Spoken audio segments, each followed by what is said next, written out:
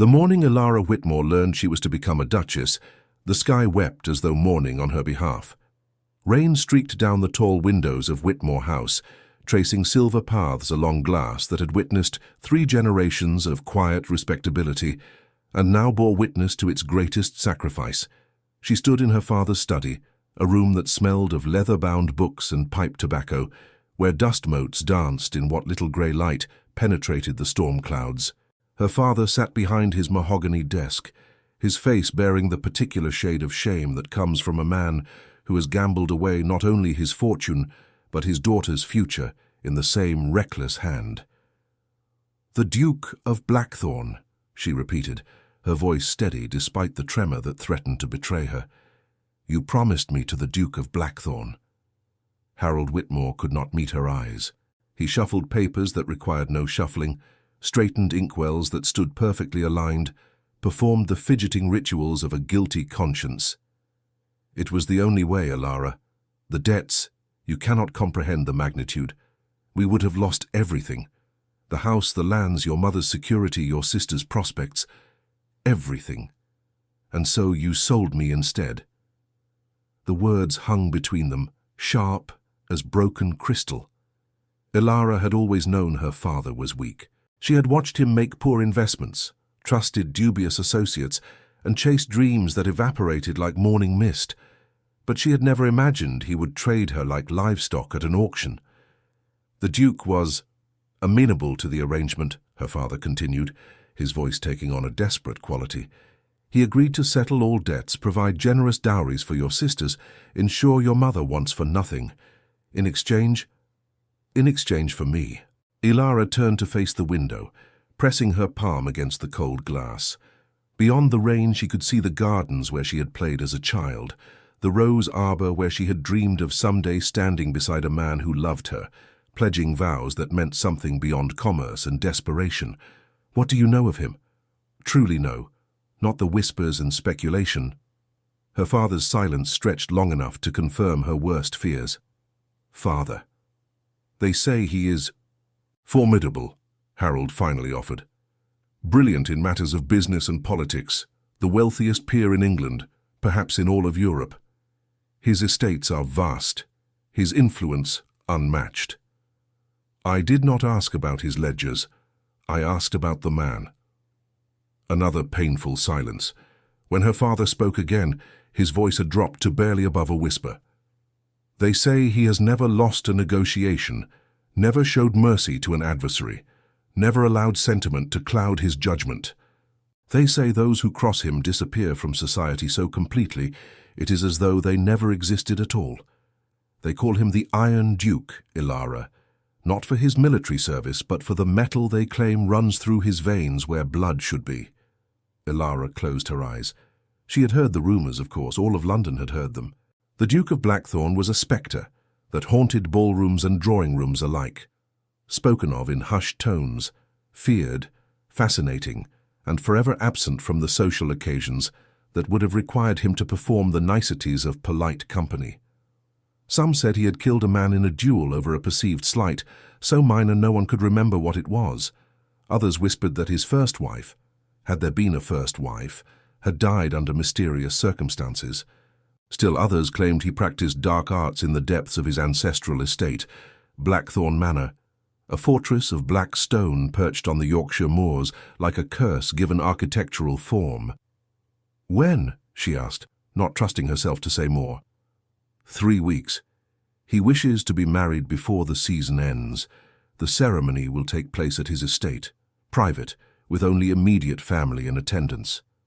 3 weeks. 21 days to prepare herself for a lifetime chained to a monster. Alara opened her eyes and turned back to face her father. Whatever he saw in her expression made him flinch. "You have made your choice," she said, her voice eerily calm. "Now you must live with it. But know this, father, I will never forgive you. Not for the arrangement itself, because I understand desperation even as I despise it, but for your cowardice, for negotiating my entire existence as though I were surplus furniture, for never once asking me if I might have found another solution, another way, another path that did not lead directly into darkness. She left him there, surrounded by his books and his shame, and walked through the corridors of the only home she had ever known, with the measured steps of a woman proceeding toward her own execution. The 3 weeks passed in a blur of silk and lace, of dress fittings and tearful farewells, of her mother's strained smiles and her younger sister's wide, frightened eyes. Margaret at 16 and Catherine at 14 understood enough to recognize that their eldest sister was being sacrificed for their benefit. They clung to her during quiet moments, promising to write every day, begging her to send word if she needed rescue, as though anyone could rescue her from the most powerful man in England. On the morning of her departure, Ilara dressed in her traveling clothes with deliberate care, a deep blue dress that brought out the unusual grey-green of her eyes, her chestnut hair pinned beneath a modest bonnet, her mother's pearl earrings the only adornment she allowed herself. If she was to meet her doom, she would do so looking every inch the gentleman's daughter she had been raised to be. The carriage that arrived to collect her was black as a hearse, pulled by 4 matched horses, whose coats gleamed like oil in the watery sunshine. A footman in severe livery opened the door, his face expressionless as carved marble. "Miss Whitmore," he said, and the words were not a greeting but a confirmation. She embraced her mother one last time, felt the wetness of tears against her cheek, heard the choked words of love and regret. Her sisters each pressed a token into her hands, a pressed flower from Margaret, a small portrait of the 3 of them together from Catherine. Her father stood apart, and when their eyes met, he looked away first. The carriage interior was far more luxurious than she had expected, upholstered in velvet the color of midnight, with fur throws against the early spring chill, and a small brazier providing warmth. A basket of refreshments sat on the seat across from her, fine cheeses, fresh bread, hothouse fruits, a bottle of wine. Her captor, it seemed, believed in comfortable captivity. The journey to Yorkshire took 3 days, each mile carrying her further from everything familiar and closer to her unknown fate. She watched the landscape change through the carriage windows, the gentle green hills of the south giving way to wilder, bleaker terrain. The villages grew smaller and more sparse. The trees bent sideways, shaped by winds that never ceased. By the 3rd day she travelled through a world of heath and stone that seemed to belong to a different age entirely, ancient and unyielding and utterly indifferent to human concerns. She saw Blackthorn Manor before she was ready.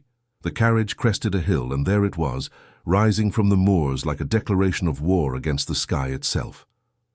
Black stone, just as the rumours claimed, though she could see now that it was less true black than the deep grey of storm clouds, shot through with veins of darker mineral that caught what little light filtered through the overcast afternoon. Towers rose at each corner of the main structure, and countless windows stared outward like watchful eyes. It was enormous, ancient, and absolutely terrifying in its grandeur. The carriage passed through iron gates bearing the blackthorn crest, a leafless tree struck by lightning, still standing despite its wounds, and began the long approach up a drive lined with actual blackthorn bushes, their twisted branches reaching toward the carriage like skeletal fingers. By the time they reached the front entrance, Ilara had composed herself as thoroughly as her hammering heart would allow. She would not show fear. Whatever waited for her inside those imposing doors, she would face it with the dignity her mother had instilled in her and the stubborn pride that was entirely her own. The door opened. A butler appeared, ancient and upright, his silver hair immaculate and his expression suggesting that he had witnessed centuries of human folly and remained determinedly unimpressed. "Miss Whitmore, welcome to Blackthorn Manor. I am Thornton. His Grace awaits you in the library." The words hit her like a physical blow. She had hoped for some time to gather herself, to see her rooms, to prepare. Instead, she was to be thrown immediately before the lion. Very well. She followed Thornton through a grand entrance hall that could have housed her entire childhood home, past suits of armor that stood sentinel along the walls, beneath portraits of stern-faced ancestors whose painted eyes seemed to track her progress with cold assessment. The manor was not merely old, it was ancient, its stones steeped in so much history that the weight of it pressed against her like a physical presence. The library doors were twice her height, carved with elaborate scenes she could not decipher in her distracted state. Thornton knocked once, received some signal she did not hear, and pushed them open. "Miss Ara Whitmore, Your Grace." The room beyond was cavernous, its walls lined floor to ceiling with books that must have numbered in the tens of thousands. A fire blazed in a hearth large enough to roast an ox, casting dancing shadows across Persian carpets and leather furniture. The windows were tall and narrow, admitting grey light that competed poorly with the flames, and standing before those windows, silhouetted against the dying afternoon, was the Duke of Blackthorn. He turned. Ilara's breath caught in her throat, and she hated herself for it. The rumors had painted him as monstrous, deformed, aged, cruel-faced. The reality was something else entirely, something far more dangerous than any of those comfortable simplicities. Julian Thorne, the 7th Duke of Blackthorn, was perhaps 35 years old, tall and broad-shouldered, with the lean, muscular build of a man who rode and fenced and did not allow himself the soft indulgences of the typical aristocrat. His hair was dark as his stone walls, thick and slightly longer than fashion dictated, swept back from a face of sharp planes and angles that belonged on a Renaissance sculpture. High cheekbones, a strong jaw, a nose that had been broken at least once and healed imperfectly, the only flaw in an otherwise arresting countenance, but it was his eyes that made her forget to breathe entirely. Dark as midnight, yes, but not cold as she had expected. Something burned in their depths, something she could not name, something that made her feel as though she had been seen, truly seen, for the first time in her life. For a long moment, neither of them spoke. The fire crackled. The wind moaned against the ancient windows. Somewhere distant, a clock began to chime the hour. Then the Duke smiled, and it transformed his severe features into something almost human. Almost. "Miss Whitmore, or may I call you Ilara? Given that we are to be married in 2 days, formality seems excessive." His voice was deep, rich, touched with an accent she could not place, something that suggested he had travelled far beyond England's shores, learned languages and customs that coloured his speech in subtle ways. It was the voice of a man accustomed to being obeyed, but there was nothing harsh in it, not yet. "Your Grace may call me whatever Your Grace prefers," she replied, proud that her voice did not waver. "I am, after all, here at Your Grace's pleasure." Something flickered in those dark eyes. Amusement? Approval? She could not tell. "I see the rumors of your spirit were not exaggerated." He gestured to a pair of chairs arranged before the fire. "Please sit. You must be exhausted from your journey. I apologize for summoning you directly upon your arrival, but I confess I was eager to meet you." Eager. An interesting choice of words for a man who had purchased a bride like a prized horse. Ilara sat, arranging her skirts with mechanical precision, and watched as the Duke claimed the chair opposite her. Up close, she could see the fine lines at the corners of his eyes, the suggestion of silver at his temples, the small scar that bisected his left eyebrow.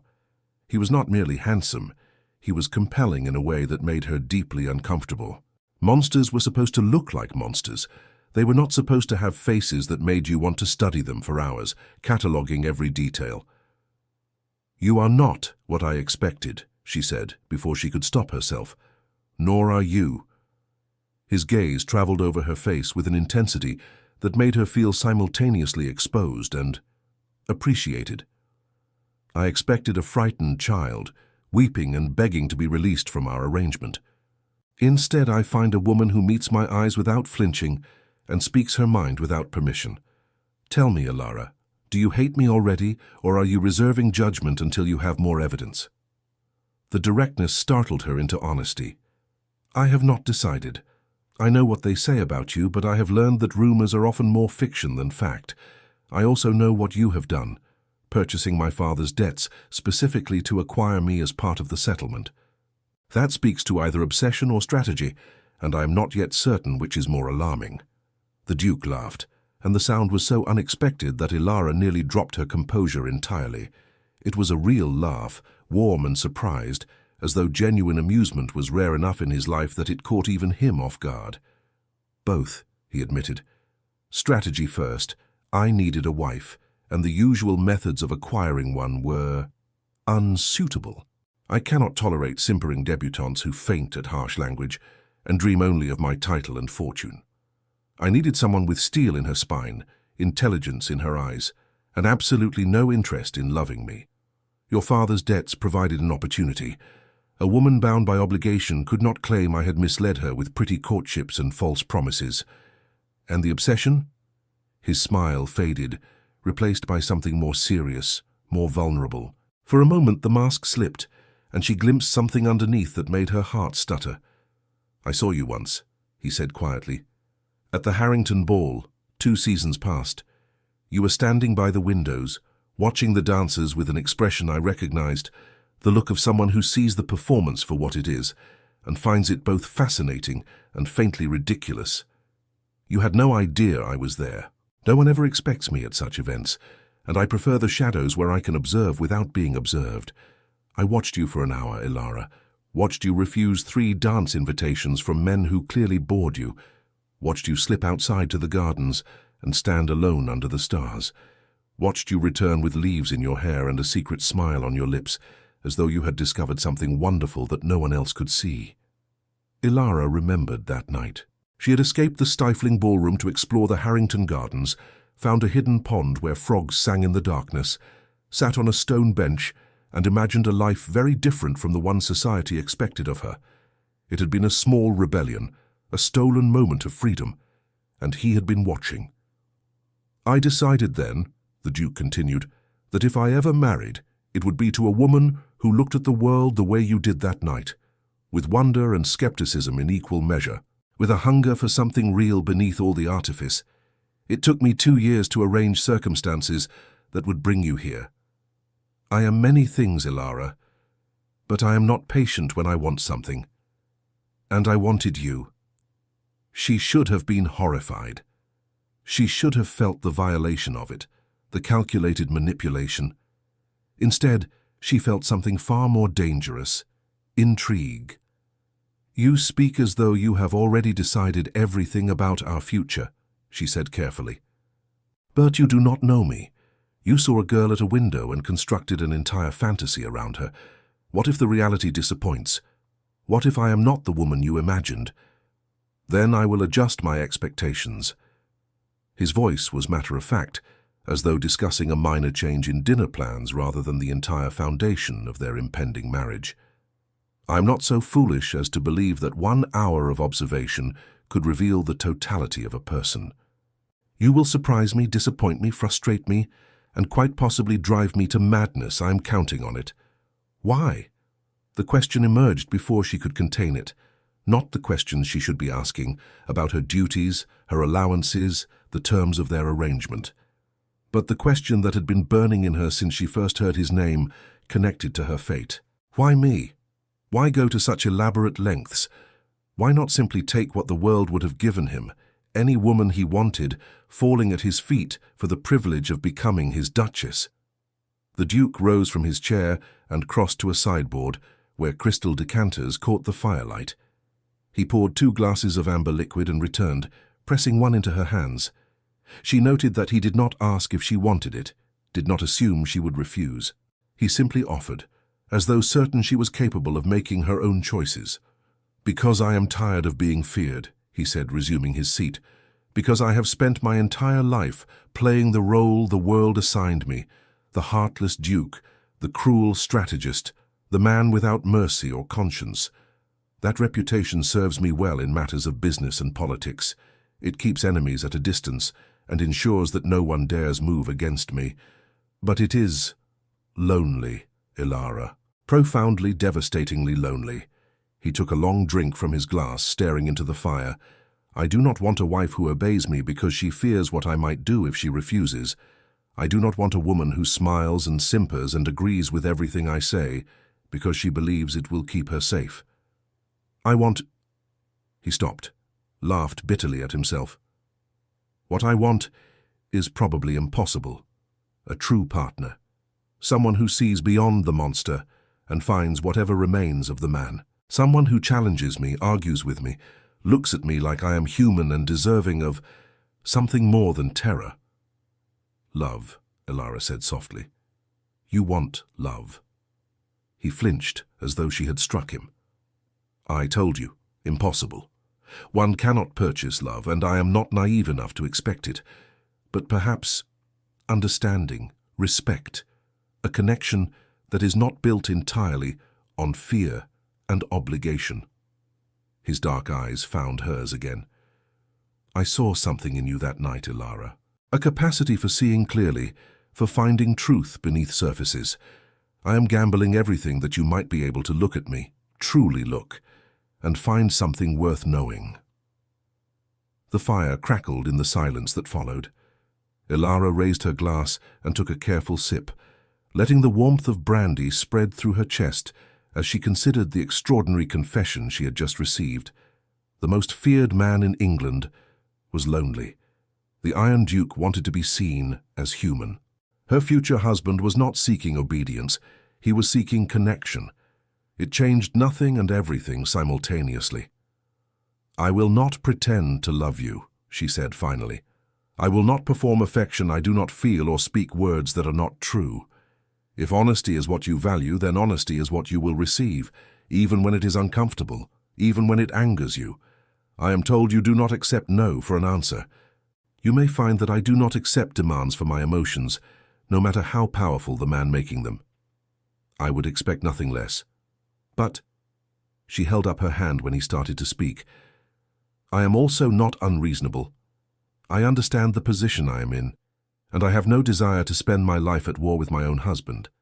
If you prove to be something other than the monster the world believes you to be, if you treat me with the respect you claim to want, then perhaps we can build something livable from this arrangement. Not love, perhaps, but not hatred either.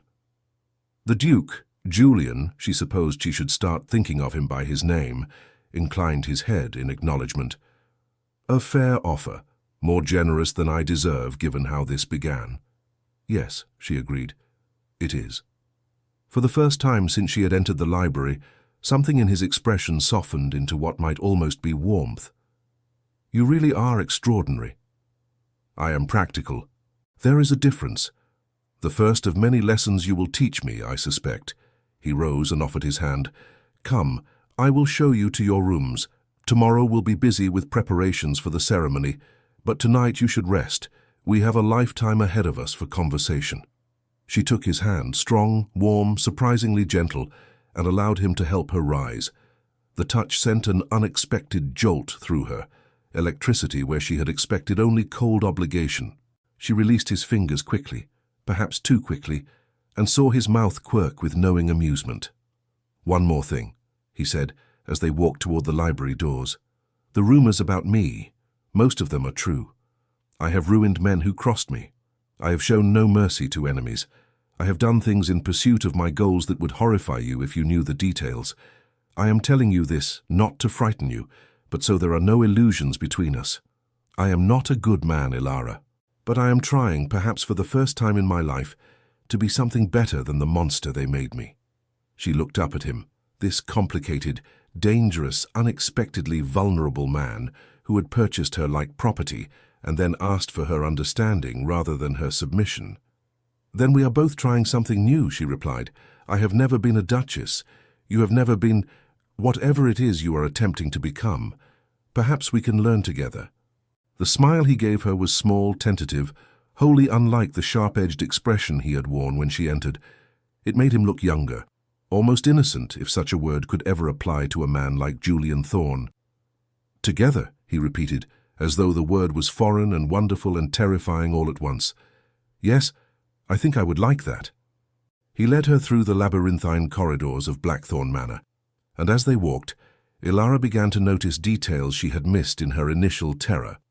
The walls were hung not just with stern ancestors, but with beautiful landscapes, delicate watercolors that seemed completely at odds with the manor's forbidding exterior. Fresh flowers brightened alcoves and tables, hothouse blooms in the midst of the Yorkshire spring, carefully tended. The staff they passed bowed or curtsied, with what appeared to be genuine respect rather than fearful deference. You seem surprised, Julian observed, noting her wandering attention. I expected something darker, she admitted. The manor from the outside appears designed to intimidate, but inside I live, he finished. The exterior serves its purpose. It keeps away those who have no business here and confirms the expectations of those who already fear me. But I spent my life within these walls. I saw no reason to make them as cold as my reputation. They climbed a grand staircase, passed through a gallery hung with artwork that would have been the pride of any London collection, and finally stopped before a door of carved oak. "Your chambers," Julian said. "They connect to mine through a shared sitting room, but the doors lock from both sides. You will have complete privacy unless you choose otherwise. Your belongings have already been brought up, and a maid has been assigned to attend you. Her name is Mary, and she has been with the household since she was 14. She is utterly loyal and will answer any questions you have about the manor, the staff, or my household. I have instructed her to be entirely honest with you." "Even about you?" "Especially about me." He gave a small bow. "Dinner is at 8. You may join me in the dining room, or if you prefer, I will have a tray sent up." "I would not blame you for wanting solitude tonight," Ilara considered. The practical thing would be to retreat, to gather her strength, to prepare for the overwhelming days ahead. But she had spent 3 days in a carriage, with nothing but her fears for company, and she found herself unexpectedly reluctant to return to that isolation. "I will join you for dinner," she decided, "though I may not be brilliant company." "You need not be brilliant. You need only be present." He reached for the door handle, paused. "Ilara, thank you for listening, for not running screaming from the library the moment you had the chance. I know this is not the life you wanted, but I intend to do everything in my power to ensure it is not the prison you fear." He opened the door and stepped aside, allowing her to enter first. The chambers beyond were beautiful, spacious rooms decorated in soft blues and creams. A 4-poster bed hung with silk curtains, windows overlooking what appeared to be a private garden. Fresh flowers sat on every surface, filling the air with sweetness. "Until dinner, then," Julian said from the doorway, and was gone before she could respond. Ilara stood in the center of her new prison, because that was what it was, no matter how lovely the furnishings, and tried to reconcile everything she had just experienced with everything she had expected. The Duke of Blackthorn was not the monster of legend. He was something far more complicated and far more dangerous, because a monster could be hated without complication. A monster could be feared and resented and kept at emotional distance. But a man who admitted his loneliness, acknowledged his flaws, asked for understanding instead of demanding submission. A man who watched her at a ball for an hour and remembered the leaves in her hair 2 years later. That man could become something else entirely. And as Ilara began to unpack her belongings in the chambers that would be her home for the rest of her life, she felt the first small crack form in the walls she had built around her heart. Walls she had thought impenetrable, walls she had counted on to protect her. The marriage had not yet begun, and already the battle was being lost. The wedding took place on a grey afternoon in the ancient chapel attached to Blackthorn Manor. Stone walls rose around Ilara like a fortress, and stained glass windows cast coloured shadows across the floor, painting her white dress with fragments of saints and sinners. Her family had made the journey, her mother weeping, her sisters clinging to each other, her father standing apart with his guilt written across his features. The ceremony itself was brief, conducted by a minister who had clearly performed this office for generations of Blackthorns and seemed entirely unsurprised by the bride's subdued demeanour or the groom's intense focus. Ilara spoke her vows in a clear voice that betrayed nothing of her inner turmoil. Julian spoke his with a fervour that seemed almost inappropriate for what was, after all, a business arrangement. When he slipped the ring onto her finger, a stunning piece of antique gold set with diamonds that must have been worn by duchess after duchess before her, his hands were steady, but his eyes burned with something that made her breath catch.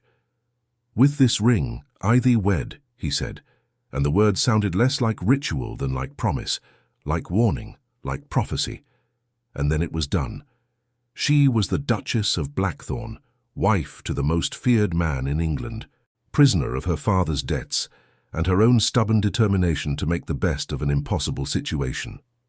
The wedding breakfast that followed was a small affair. Only her family and a few of Julian's associates, none of whom seemed particularly close to him. Ilara smiled and nodded, and accepted congratulations and pretended not to notice the way everyone watched her husband with barely concealed unease. Even here, among people who presumably knew him well, the fear was palpable. By late afternoon, her family departed. Her mother's embrace was tight enough to crack ribs. Her sister's tearful promises to write made Ilara's own eyes burn with suppressed emotion. Even her father managed a few halting words of hope for her happiness, though they both knew he had forfeited any right to wish her well. And then they were gone, and Ilara stood on the steps of Blackthorn Manor beside her new husband, watching the carriages disappear down the long drive, and felt the full weight of her new reality settle onto her shoulders. "You handled that remarkably well," Julian observed. "Most new brides in your position would have collapsed into hysterics by now." "Would you prefer hysterics? I can arrange them if it would make you more comfortable." He laughed, that surprised, genuine sound she had first heard in the library. "God, no. Your composure is one of the things I admire most about you, though I suspect it is costing you more than you would ever admit." He was right, of course. Beneath her calm exterior, Ilara was drowning in a sea of uncertainty and fear. But she had learned long ago that showing weakness invited exploitation, and she had no intention of being exploited. "What happens now?" she asked, turning to face him. His expression grew serious. "Now we begin the work of building a life together. The first weeks will be challenging. You must learn the household, meet the staff, understand the expectations that come with your new title. I will be as helpful as I can, but there are matters of business that require my attention. I trust you to manage in my absence. And our arrangement, the personal aspects of our marriage." Julian's jaw tightened almost imperceptibly. "I will make no demands of you. When and if you wish to share my bed, the decision will be entirely yours. I told you I do not want obedience born of obligation, and I meant it. You will come to me freely or not at all." The relief that flooded through her was followed immediately by something else, something that might have been disappointment, though she refused to examine it closely. "That is more generous than I expected. I am attempting to exceed expectations." He offered his arm. "Come, I believe dinner will be served shortly, and I have instructed the cook to prepare something special for our first meal as husband and wife. If nothing else, you will never go hungry in this house." They dined in a smaller room than the formal dining hall she had glimpsed during her initial tour, a cozy space with warm lighting and walls lined with shelves of curiosities. Julian explained that this was his private dining room, used only when he was alone or with intimate company. "You are now intimate company," he said, and the words carried a weight that made her skin warm. The food was excellent, far better than anything she had eaten at home, and the conversation flowed more easily than she would have predicted.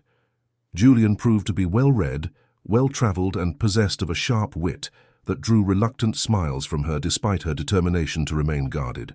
He asked about her childhood, her education, her interests, and listened to her answers with an attention that felt almost uncomfortable in its intensity. In turn, he revealed fragments of his own history, his parents who had died when he was 18, leaving him to manage the duchy alone, his younger brother who had been killed in a riding accident a decade past, the crushing responsibility he had shouldered since before he was fully grown. "I was 20 when I earned my reputation," he said, staring into his wineglass as though it contained answers to questions she had not asked. "A group of investors attempted to defraud my family's interests through a scheme that would have cost us everything. They assumed I was too young, too inexperienced, too distracted by grief to notice what they were doing. I noticed. I dismantled their operation piece by piece, exposed their crimes, and ensured that every single one of them faced consequences so severe that no one would ever attempt such a thing again." "That does not seem unreasonable," Ilara said carefully. "They tried to steal from you. The consequences were comprehensive." Julian's voice went flat. "I did not simply stop them. I destroyed them. Their businesses, their reputations, their social standing, their families' prospects.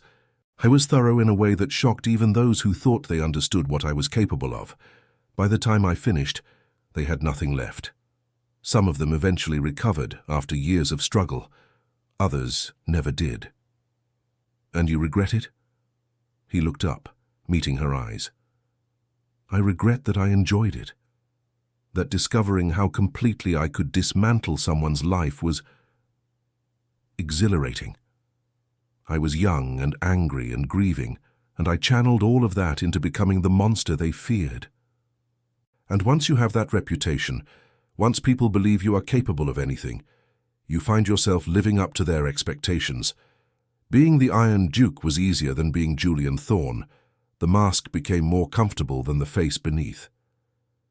Elara considered this confession, the vulnerability of it, the self-awareness that spoke to years of private reckoning. And now I am tired of the mask. Now I look back at 20 years of strategic cruelty and wonder what I might have been if I had chosen differently. Now I have a wife who sees through pretense, and I find myself wanting to be the man she deserves rather than the monster she was promised. The candles had burned low, casting the room in intimate shadows. Elara realized with a start that hours had passed, that she had been so engrossed in conversation that she had forgotten to be afraid. "It is late," Julian said, rising. "I should let you rest. Tomorrow I must ride out to inspect one of the tenant farms, but I will return by evening. If you need anything at all, the staff have been instructed to accommodate any request." He walked her to the door of her chambers, stopping at the threshold with an uncertainty that seemed entirely at odds with his formidable reputation. "Elara, today was perhaps the best day I have experienced in a very long time. Thank you for that." Before she could respond, he raised her hand to his lips and pressed a kiss to her knuckles. Gentle, reverent, nothing like the demanding possession she had braced for. Then he released her and walked away, disappearing into the shadows of the corridor, like a ghost returning to its haunt. Elara stood in her doorway, her hand still tingling where his lips had touched, and felt something shift in her chest, a lock turning, a door opening. The first tentative suggestion of a path she had not expected to find. She closed the door, leaned against it, and pressed her palm to her racing heart. This was dangerous. This unexpected kindness, this vulnerability, this man who had been promised as her doom but was proving to be something else entirely. If she was not careful, she would lose herself in him, fall into the darkness of his world and forget everything she had been before. But as she prepared for bed in her beautiful chamber, surrounded by the evidence of his thoughtfulness and care, Elara could not help but wonder if losing herself might not be the worst fate imaginable. Perhaps, in the right circumstances, it might even feel like being found. The first month of marriage taught Elara that Blackthorn Manor was not merely a house. It was a kingdom unto itself, with its own laws, customs, and secrets. She learned the names of every servant, from Thornton, the ancient butler, to the youngest scullery maid who blushed crimson whenever addressed directly.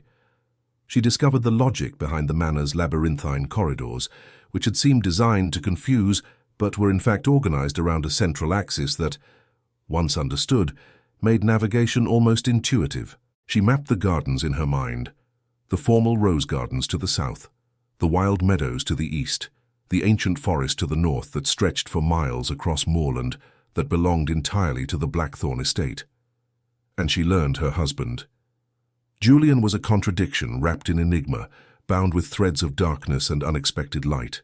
He rose before dawn each morning to ride across his lands, returning windswept and vital with color in his cheeks that made him look almost boyish. He spent hours in his study attending to correspondence and business matters that seemed to span continents. She caught glimpses of letters bearing stamps from India, America, the Far East, suggesting commercial interests far vaster than she had imagined. He took dinner with her every evening without fail, and those meals became something she anticipated with an eagerness that troubled her. Because Julian at dinner was a different creature than the Iron Duke of legend.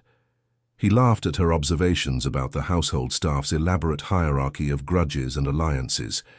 He debated literature with her, revealing a passionate preference for Gothic novels that seemed almost too perfect given his circumstances. He asked her opinion on matters of estate management and actually listened to her answers, implementing her suggestions about the tenant cottage's needed repairs without condescension or dismissal. But there were moments, when the mask slipped back into place. She saw it first when a letter arrived, bearing the seal of a Lord Ashworth, a name that made Julian's expression freeze into something terrifying. He read the contents in silence, and when he looked up, his eyes were the eyes of the monster she had been promised. Cold, calculating, utterly without mercy. "Forgive me," he said, his voice clipped and unfamiliar. "I have business that requires my immediate attention. I may be absent for several days." He left within the hour, and Ilara watched his carriage disappear down the drive with a chill that had nothing to do with the spring wind. He returned 4 days later, exhausted and grim, and would not speak of where he had been or what he had done. But within a week, she overheard 2 maids discussing the shocking news that Lord Ashworth had fled England entirely, his finances in ruins, his reputation destroyed by revelations of fraud and worse that had somehow found their way to every newspaper in London. Julian never mentioned it, but Ilara remembered the letter, the frozen expression, the 4-day absence, and understood that the monster was not fiction. He simply slept most of the time, waking only when provoked. She should have been afraid. Perhaps she was. But fear had become complicated, tangled up with other emotions she was not ready to name. 6 weeks into their marriage, Ilara discovered the locked room. She had been exploring the East Wing, which contained galleries of artwork and curiosities collected by generations of blackthorns, when she found a door that would not yield to her touch.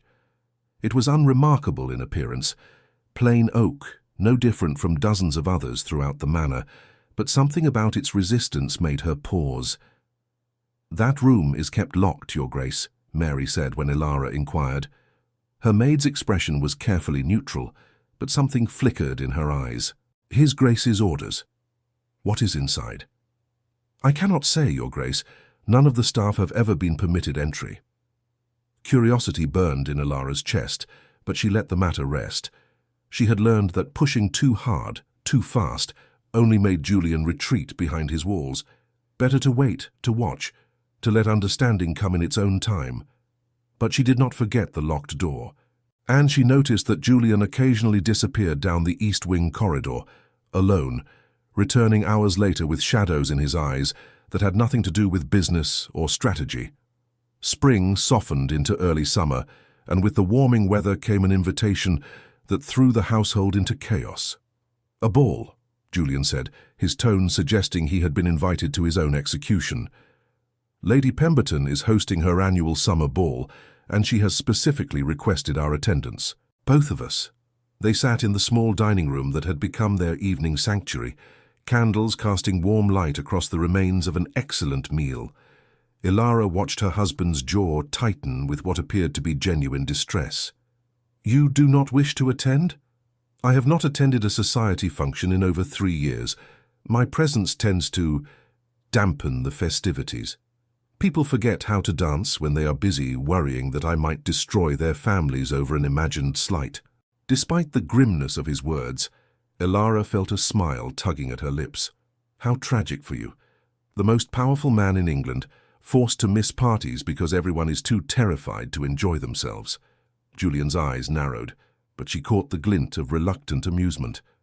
"You find my social isolation entertaining? I find it absurd. You have spent years cultivating a reputation so fearsome that you have essentially imprisoned yourself. Now you have a wife, a duchess who will be expected to participate in society, and you must choose between maintaining your monstrous image or actually living something resembling a normal life. There is a third option. We could simply decline." "We could." Ilara took a deliberate sip of her wine.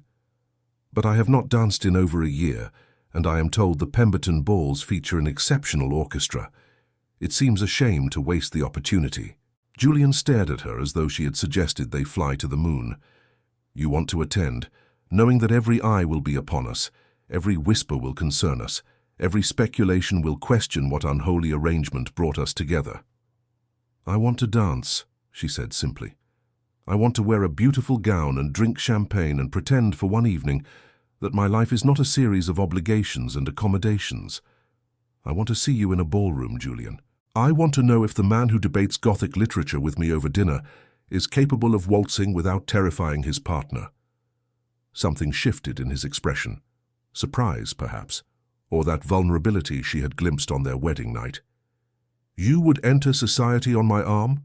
Publicly claim your place as my wife? There will be consequences. People will assume things about you. They will wonder what darkness you must possess to have willingly bound yourself to me. They will wonder regardless. At least this way I control the narrative. The mysterious new Duchess of Blackthorn, who walks without fear beside the Iron Duke. That is a story worth telling." Julian was silent for a long moment. Then, slowly, he smiled.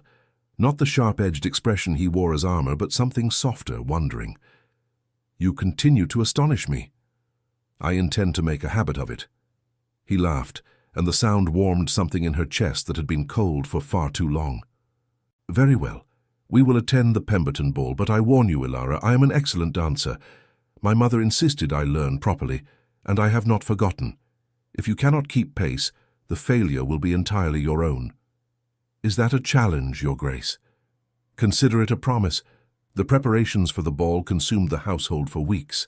Seamstresses arrived from London bearing fabrics and patterns, and Ilara spent hours being measured and fitted and consulted about preferences she had never before been invited to express.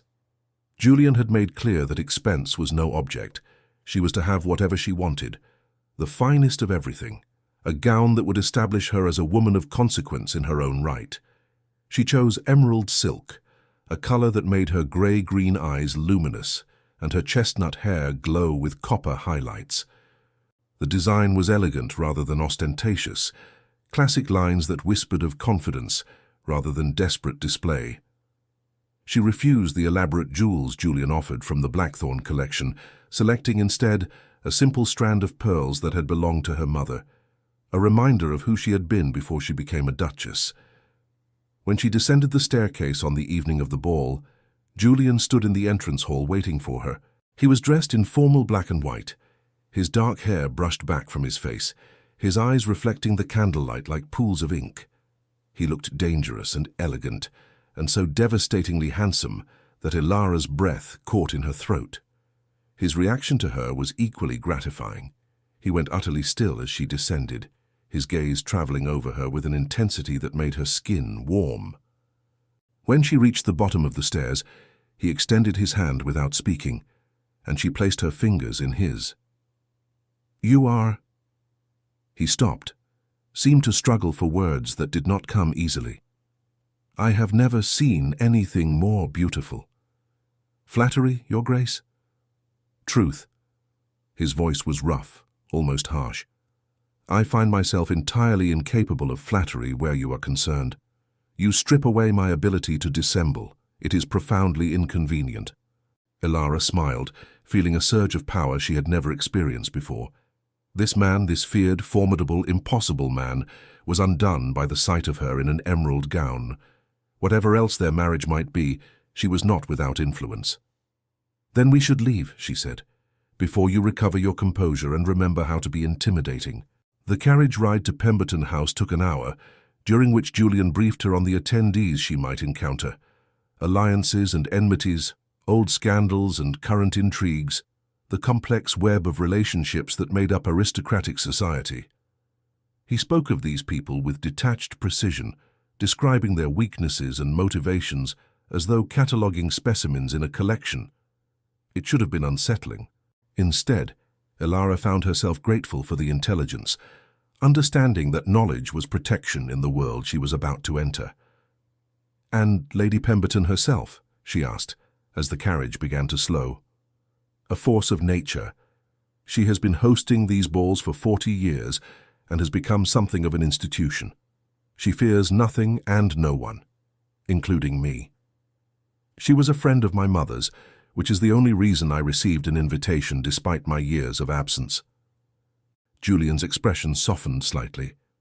"She will want to inspect you, to determine whether you are worthy of the Blackthorn name. Be yourself, Ilara. That is the only way to earn her respect." "And if I fail to earn it?"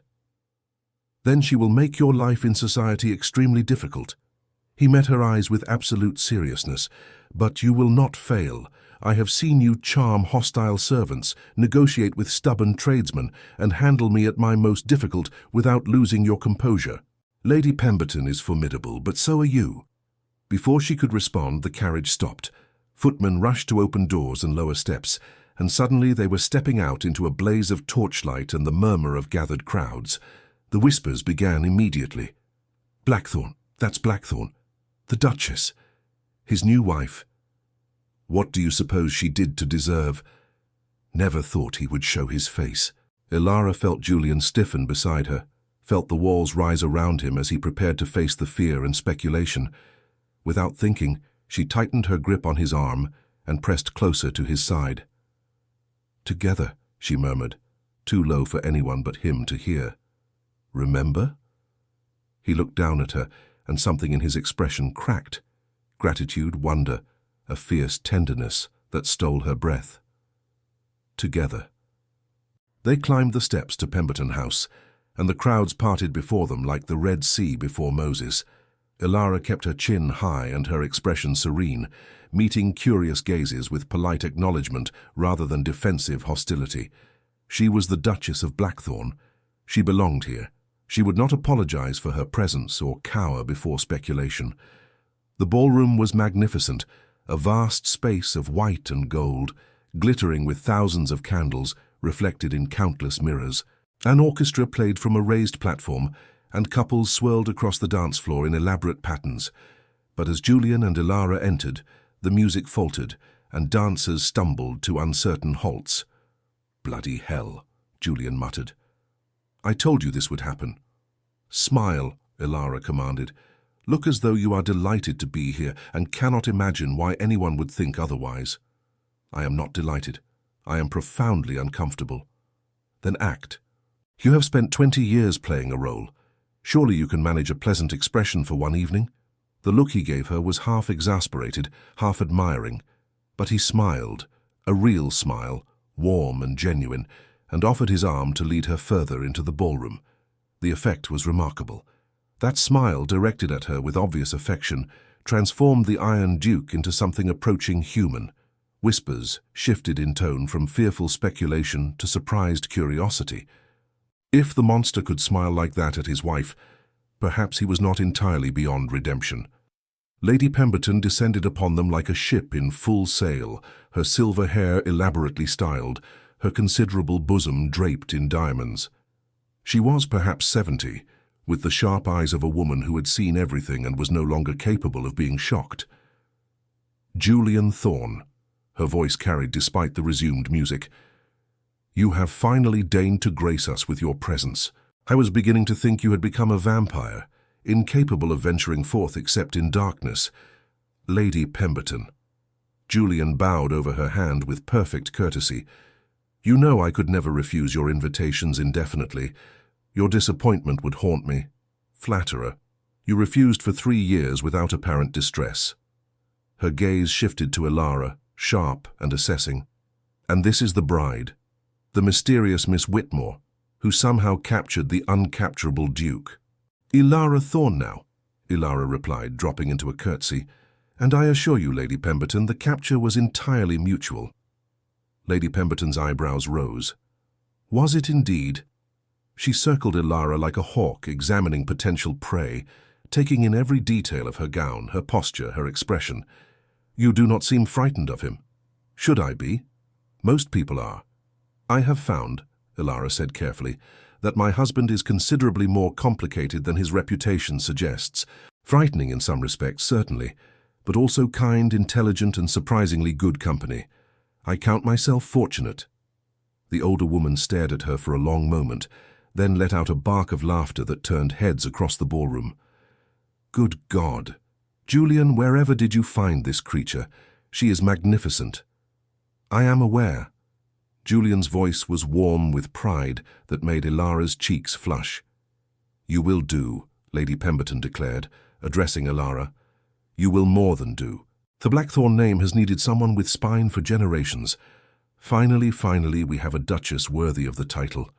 She reached out and patted Ilara's cheek with surprising gentleness. "Welcome to society, my dear. It is a viper's nest of jealousy and intrigue, but I suspect you will navigate it admirably, and if anyone gives you trouble—" She shot a meaningful glance at Julian. "I imagine your husband will handle matters appropriately." "I certainly will," Julian agreed, and there was something in his tone that reminded everyone within earshot exactly who he was and what he was capable of. With Lady Pemberton's blessing secured, the evening transformed. People who had been maintaining careful distance suddenly found reasons to approach. Tentative at first, then with increasing confidence as Ilara proved herself charming and Julian proved himself capable of civil conversation. The music played, champagne flowed, and Ilara felt the intoxication of social triumph mixing with the actual champagne to produce a giddy lightness she had not experienced in years. "You are enjoying yourself," Julian observed during a momentary lull. "I am. Is that so surprising?" "Frankly, yes. I expected you to endure this as a necessary evil, not to bloom like a flower in sunlight." Ilara laughed, a free, genuine laugh that drew approving glances from nearby matrons. "Perhaps I am more adaptable than either of us expected. Or perhaps I simply enjoy proving everyone wrong. They came here expecting to see a frightened victim on the arm of a monster. Instead, they see a partnership. It is immensely satisfying." "A partnership?" Julian repeated the word as though tasting it. "Is that what we are? Is that not what you wanted?" His eyes darkened with something that made her pulse quicken. "I want many things where you are concerned, Ilara." "Partnership is only the beginning." Before she could respond, the orchestra struck up a waltz, the dance she had been anticipating all evening. Julian extended his hand, his expression a challenge. "My promise, if you recall." She placed her hand in his. "I recall." He led her onto the dance floor, and the crowds parted once again, this time with a different energy, anticipation rather than fear. The Duke of Blackthorn was about to dance with his Duchess. Society had not witnessed such a spectacle in years. Julian drew her into the proper position, his hand warm against her waist, his fingers intertwined with hers. The music swelled, and they began to move. He had not lied about his abilities. Julian danced with the same controlled grace he brought to everything, precise, powerful, utterly commanding, but there was more than technique in the way he moved her across the floor. There was something almost reverent in his touch, a tenderness that belied the force of his reputation. "You are staring," Ilara murmured as they swept through a turn. "You are worth staring at. People will talk. Let them." His arm tightened around her waist, drawing her imperceptibly closer. "Let them see exactly what I have found. Let them understand that the monster has discovered something precious, something worth protecting, something that makes every dark moment of his existence worthwhile." Ilara's heart hammered against her ribs. The heat of his body, the intensity of his gaze, the music swirling around them. It was too much, overwhelming, impossible to resist. "Julian, I know I promised to make no demands," he continued, his voice low and urgent. "I know I said I would wait until you came to me freely. But you should know, Ilara, you should understand that waiting is the hardest thing I have ever done. Every evening when I leave you at your door, it takes every fragment of my will not to follow you inside. Every morning when I ride out before dawn, it is because lying awake knowing you are just through that connecting door is a torture I cannot endure. You never said, 'How could I? You did not choose this marriage. You did not choose me.' To burden you with my feelings when you are still learning to tolerate my presence seemed unfair beyond measure." His jaw tightened. "But tonight, seeing you shine in that ballroom, watching you conquer society with your grace and wit and absolute fearlessness, I find I cannot keep silent any longer. I am falling in love with you, Ilara. Perhaps I have been falling since I saw you at that window years ago. And I need you to know, even if you never feel the same, even if all you ever give me is tolerance and partnership, I need you to know that you have changed everything. You have made me want to be better, to be worthy, to be the man you deserve instead of the monster I became." The music reached its crescendo and slowed, the dance ending. They stood in the center of the ballroom, still holding each other, oblivious to the hundreds of eyes upon them. "Say something," Julian breathed. "Please." Ilara looked up at the man who had purchased her like property, who had confessed his loneliness and his longing, who had shown her kindness when she expected cruelty and vulnerability when she expected strength. The man who had just declared his love in the middle of a crowded ballroom, risking everything for a moment of honesty. "Take me home," she whispered. His expression flickered, hope and fear warring behind his eyes. "Ilara, take me home, Julian. I find I am done with society for this evening. I have other matters to attend to." Understanding dawned, and with it, a joy so fierce it transformed his features entirely.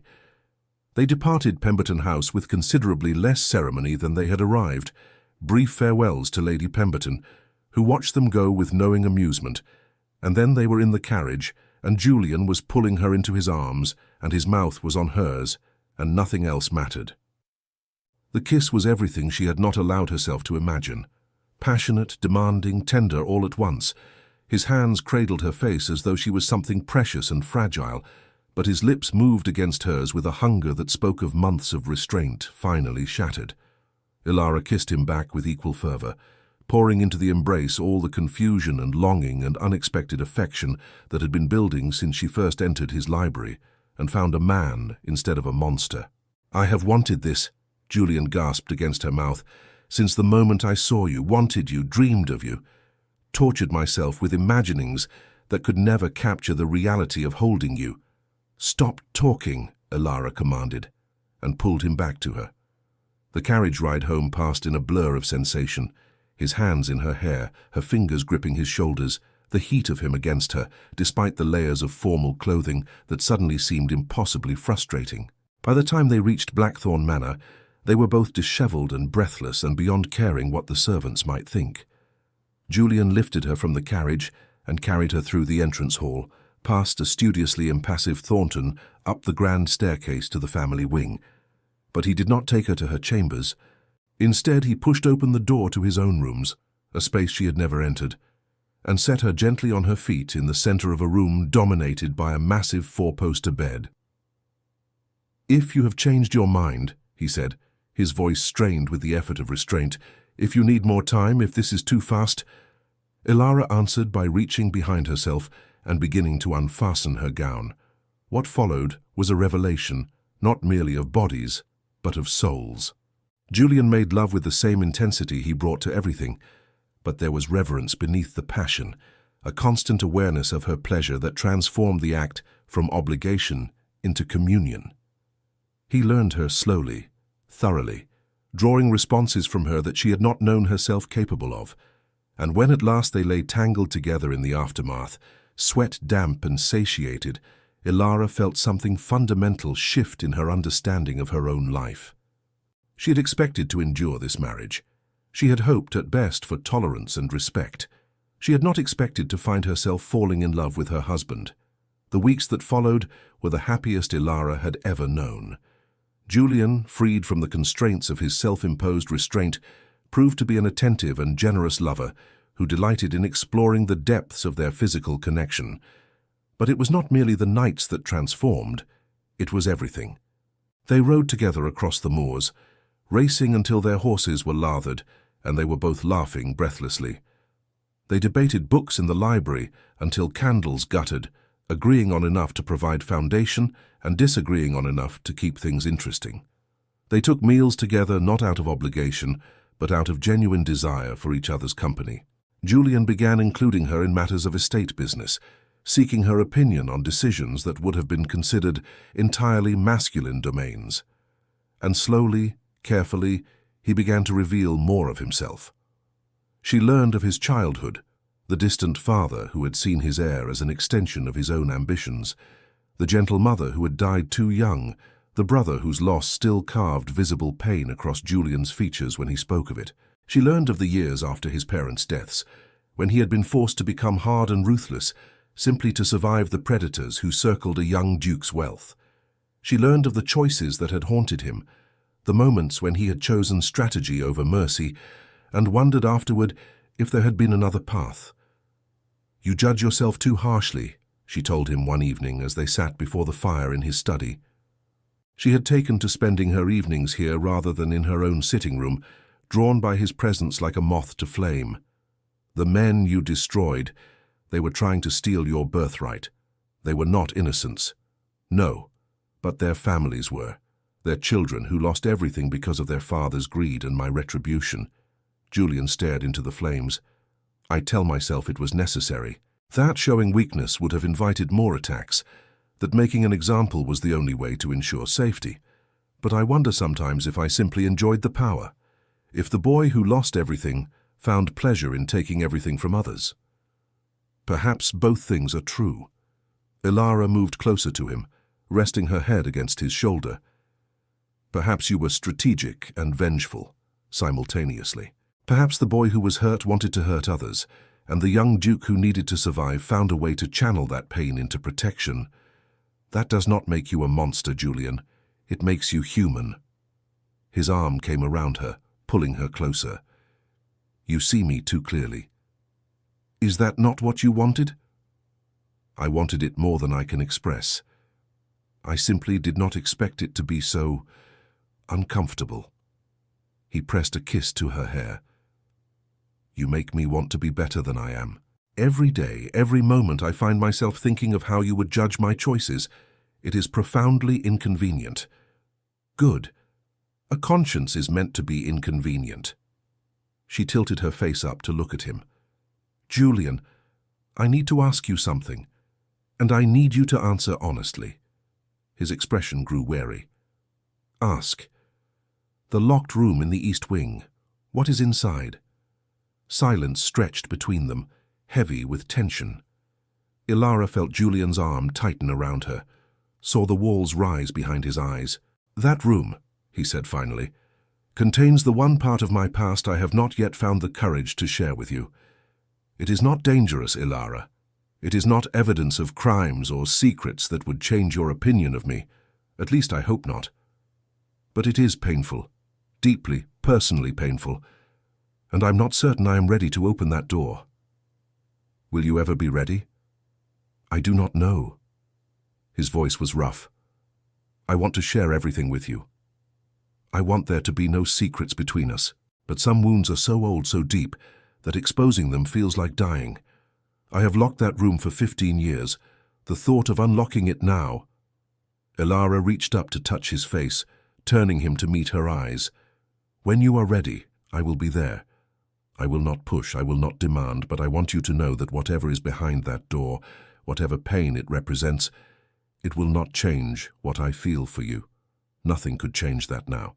What you feel for me? His voice was barely a whisper. Ilara. She had not said the words yet. Neither of them had, not since his declaration at the ball. It had seemed too enormous, too frightening, too likely to shatter if examined too closely.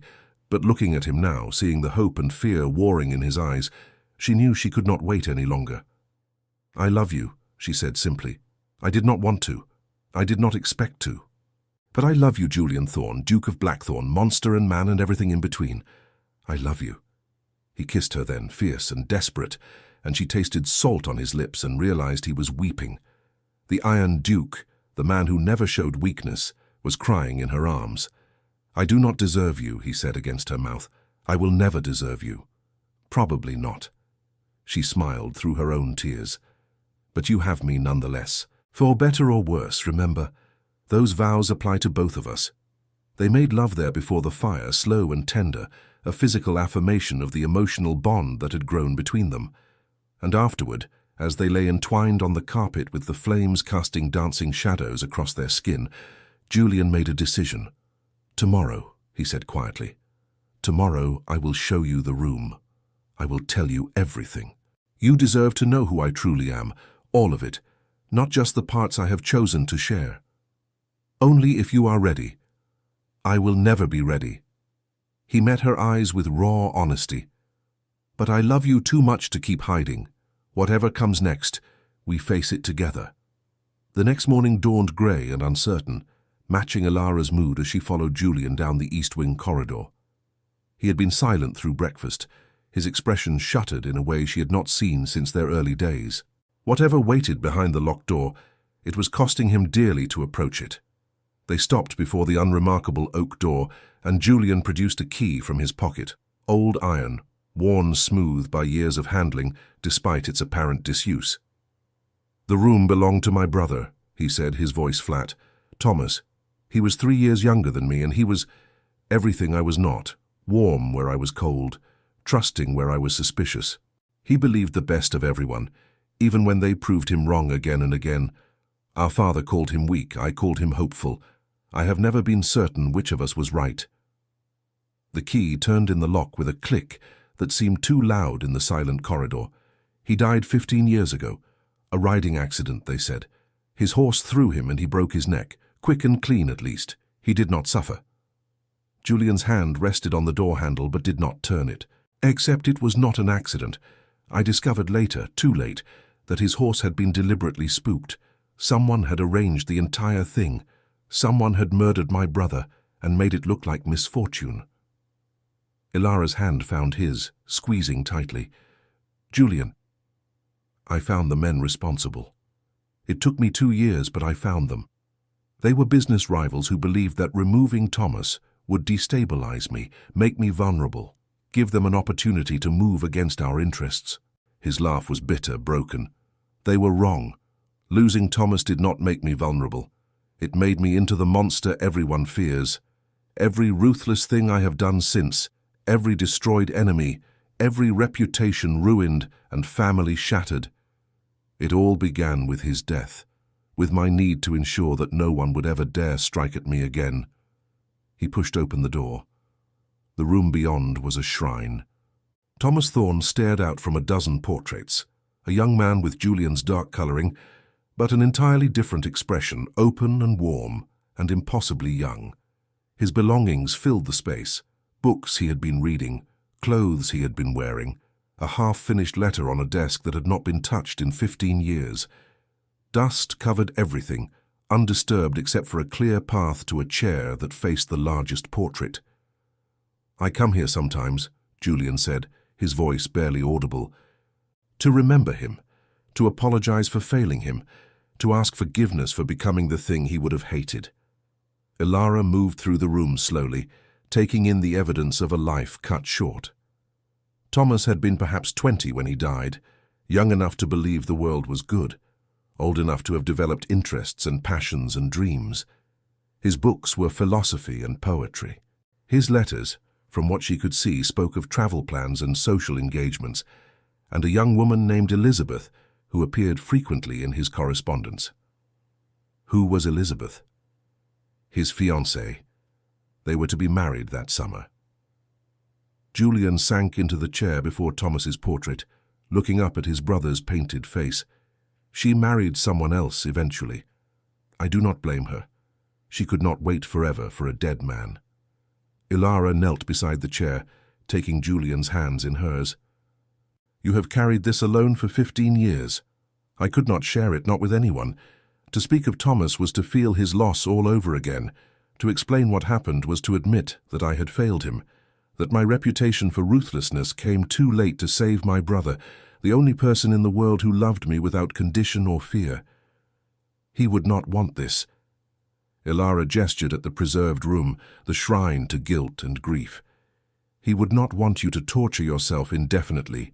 From everything you have described, Thomas sounds like someone who would want you to live, to find happiness, to stop punishing yourself for a crime you did not commit. I should have seen it coming. I should have protected him. You were 23 years old, grieving your parents, trying to hold together a legacy that others were desperate to steal. You could not have predicted murder. No one could have predicted murder. The men who did it, when I destroyed them, I felt nothing but satisfaction. I watched their lives crumble and I was glad. I wanted them to suffer as I had suffered, to lose everything as I had lost everything. And they did. They lost everything." Julian's voice cracked. But it did not bring Thomas back. It did not undo the loss. It only transformed me into someone he would not recognize, or someone who loved him enough to demand justice. Ilara reached up to cup his face, forcing him to meet her eyes. "Grief takes many forms, Julian. Yours took the form of righteous fury. Perhaps that fury went too far, lasted too long, consumed too much of who you were. But at its heart was love. The love of a brother who could not save Thomas, but could ensure that his death did not go unanswered. You see good in me, where I see only darkness. Perhaps we are both right. Perhaps you are dark and light together, capable of great cruelty and great love. Perhaps all of us are. She leaned forward and pressed a kiss to his forehead. You have shown me your deepest wound, Julian. You have trusted me with the memory of Thomas and the guilt that has haunted you. Now let me help you heal, not by forgetting him, but by living the kind of life that would have made him proud. For a long moment, Julian simply looked at her. This woman who had entered his life through coercion and somehow become its center, who saw past his defenses to the broken man beneath and loved him anyway. How? He asked finally. How do I become someone Thomas would be proud of? Ilara smiled, feeling the weight of his trust settle into her heart like a precious burden she would carry gladly for the rest of her life. Together, she said, we figure it out together. The summer deepened into a golden haze of happiness that Ilara had never dared imagine. Blackthorn Manor, once a fortress of shadows and secrets, had transformed into a home, filled with laughter and warmth and the quiet joy of two people discovering each other anew each day. The locked room in the east wing remained, but it was no longer a shrine to guilt. Julian visited sometimes, speaking to his brother's portrait of Ilara, of their life together, of the man he was trying to become. And when he emerged, his eyes were often red, but his spirit was lighter, as though the ghost of Thomas Thorne had finally found peace enough to release his brother from the prison of grief. The household staff, initially wary of the change in their master's demeanor, had gradually relaxed into something approaching contentment. Cook prepared elaborate meals designed to showcase her skills, knowing the Duke and Duchess would actually appreciate them now, rather than picking at food in distracted silence. The gardeners competed to produce the most spectacular blooms for the Duchess's favorite rooms. Even Thornton, that monument to impassive servitude, had been caught smiling at the sound of Julian's laughter echoing through the halls. Society, too, had adjusted its expectations.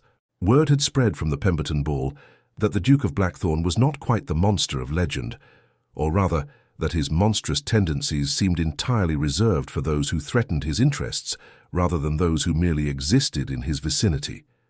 Invitations arrived at Blackthorn Manor with increasing frequency, and Ilara found herself navigating a social calendar that would have overwhelmed her a year ago. Julian accompanied her when business permitted, and his presence at events had shifted from a source of terror to a source of fascination. The Tun loved nothing more than a reformed villain, and the narrative of the Iron Duke, transformed by love, proved irresistible. But happiness, Ilara would learn, has a way of making one forget that the world contains forces opposed to joy. The letter arrived on a Tuesday morning in late August, delivered by private courier rather than the regular post. Julian had risen early for a meeting with his estate manager, leaving Ilara to enjoy a leisurely breakfast in the morning room.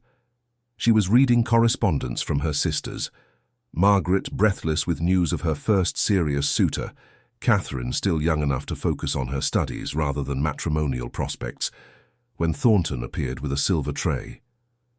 "This arrived for His Grace, Your Grace." The courier indicated it was urgent. Ilara glanced at the letter. Heavy cream paper, sealed with red wax bearing an unfamiliar crest. "His Grace is occupied with Mr. Harrison. I will ensure he receives it immediately upon finishing." Thornton hesitated. An extraordinary occurrence for a man who never hesitated. "The courier was most insistent, Your Grace. He said the matter could not wait." Something cold brushed against Ilara's spine, the animal instinct that warns of approaching storms. "Send a footman to interrupt the meeting. Tell His Grace there is an urgent communication requiring his immediate attention." Julian appeared within minutes, his expression already sharpening into the focused intensity she recognized from his business dealings. He took the letter, examined the seal, and his face went absolutely still. "Leave us," he said to Thornton. His voice was calm, controlled, and utterly terrifying. When they were alone, Ilara rose from her chair. "Julian, what is it?" He did not answer immediately. Instead, he broke the seal and unfolded the letter. his eyes scanning the contents with a speed born of years of processing critical information. She watched his expression shift, disbelief first, then cold fury, then something that looked almost like fear. Julian.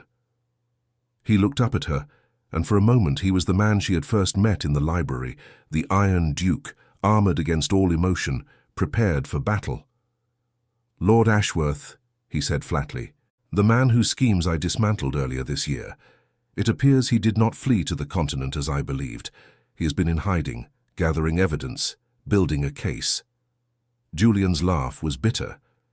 "He intends to bring charges against me. Fraud, conspiracy, the manipulation of markets and men. He claims to have documentation that will prove I have broken dozens of laws in my pursuit of power." Ilara's blood ran cold. "Can he? Is there evidence?" "Of course there is evidence." Julian threw the letter onto the table. "I have spent 20 years doing whatever was necessary to protect my interests and destroy my enemies. I have bribed officials, manipulated information, ruined men through means that were technically illegal if never proven. Ashworth knows where the bodies are buried because he was once part of that world himself. If he has found the right documents, spoken to the right people, then what? Then I face prosecution, imprisonment, the seizure of the Blackthorn assets, disgrace." His voice hardened. "And you would be tainted by association, the wife of a convicted criminal. Society would turn its back. Your family would suffer the consequences of my sins." "I do not care about society." "You should." He turned to her, and she saw the fear now, naked and overwhelming. "Ilara, you need to understand what this means. If Ashworth succeeds, everything we have built, everything, will be destroyed. I can fight him. I will fight him. But the battle will be ugly, and the outcome is far from certain. You should think about what you want to do." The implication hit her like a physical blow.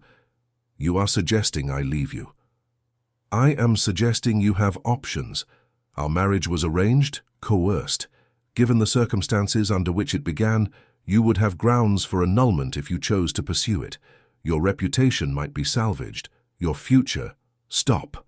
Ilara crossed the distance between them and took his face in her hands, forcing him to meet her eyes. "Stop, Julian. Do you really think so little of me? Do you imagine I married you only for the pleasant times, that I would flee at the first sign of difficulty? This is not difficulty. This is catastrophe. Then we face catastrophe together. For better or worse, remember, those vows were not conditional on your continued fortune and reputation." She softened her voice, but not her grip. "I love you. I love you when you are charming at dinner parties and when you are terrifying in business negotiations. I love you when you weep for your brother and when you plot against your enemies. I will not abandon you now, Julian. I refuse." Something cracked in his expression, the armor falling away, revealing the vulnerable man beneath. "Ilara, tell me what we do. Tell me how we fight this. I am your partner, your wife, your ally in all things. Use me." For a long moment, he simply held her, his face buried in her hair, his powerful body trembling with emotions he had spent a lifetime learning to suppress. When he finally pulled back, his eyes were wet, but his jaw was set with determination. "We fight," he said.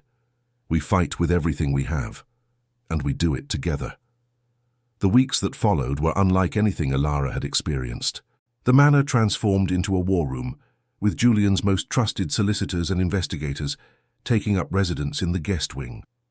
Documents were examined, witnesses interviewed, strategies debated late into the night. Ilara threw herself into the effort, organizing information, managing the household despite the chaos, ensuring that Julian ate and slept even when he was consumed by the battle. Ashworth, it emerged, had been meticulous. His documentation of Julian's activities over the past 2 decades was comprehensive enough to pose a genuine threat. He had found disgruntled former associates willing to testify, uncovered financial records that had been thought safely destroyed, traced connections that should have been untraceable. Whatever his other failings, the man was intelligent and motivated by a hatred that had transformed into obsession during his months of hiding. But Julian was not without resources of his own. His network of contacts and informants, built over 20 years of strategic maneuvering, began to yield intelligence about Ashworth's weaknesses. The man had made his own enemies, committed his own crimes, left his own trail of evidence. If the battle was to be fought with information, Julian intended to be better armed than his opponent. "He is not merely seeking legal victory," Julian said one evening, spreading documents across the desk in his study, while Ara examined a ledger of Ashworth's financial dealings. "He wants destruction, public humiliation. He wants to watch me fall and know that he caused it." "Pride," Ara observed. "You wounded his pride when you exposed him, and now he seeks revenge regardless of cost." "Yes, which makes him dangerous but also predictable. A rational man would negotiate, would seek settlement, would weigh the risks of continued conflict. Ashworth is beyond rationality. He will pursue this to the bitter end, whatever that end might be. Then we ensure the bitter end is his, not ours." Julian looked up at her, and despite the exhaustion and strain that had marked his features in recent weeks, he smiled. "Have I told you lately that I love you?" "Not in the past hour. I was beginning to feel neglected." He reached for her hand, drawing her around the desk and into his lap. "I love you. I love your courage and your wit, and your absolute refusal to be anything other than extraordinary. I do not deserve you, but I am unutterably grateful that you are mine." "Yours," she agreed, leaning into his embrace. "Whatever comes, always yours." They sat together in the candlelight, surrounded by the evidence of their enemies' machinations, and Ara felt a fierce certainty settle into her bones. They would survive this. They would triumph, because they had something Ashworth, in his isolated obsession, could never understand. They had each other. The confrontation came on a cold October morning, with frost silvering the moors and a pale sun struggling to penetrate the clouds. Ashworth had finally emerged from hiding, confident in his evidence, ready to press forward with his accusations. He had demanded a meeting, claiming he wished to offer Julian one final chance to surrender before the full weight of justice descended. Julian, of course, had other plans. They met at a neutral location, a private room in a London club that had hosted generations of aristocratic negotiations and duels. Julian arrived with his solicitor and Ara at his side, despite her husband's protests that she should remain safely at home. "I will not cower in the country while you fight my battles," she had told him, her voice brooking no argument. "We face this together or not at all." Ashworth was already waiting when they entered, a lean man with silver hair and eyes that burned with cold fire. He had been handsome once, Ara supposed, but hatred had carved harsh lines into his features, aging him beyond his years. He looked at Julian with undisguised loathing, then shifted his attention to Ara with something that might have been curiosity or contempt. "The Duchess," he said, his voice mocking. "I wondered if you would bring her. Tell me, Your Grace, does she know what manner of man she married? Does she understand the depths of his corruption? I understand that you attempted to defraud his family's interests and faced consequences for your crimes," Ara replied coolly. "I understand that rather than accepting responsibility for your actions, you chose to pursue vendetta against the man who exposed you. That tells me everything I need to know about your character, Lord Ashworth."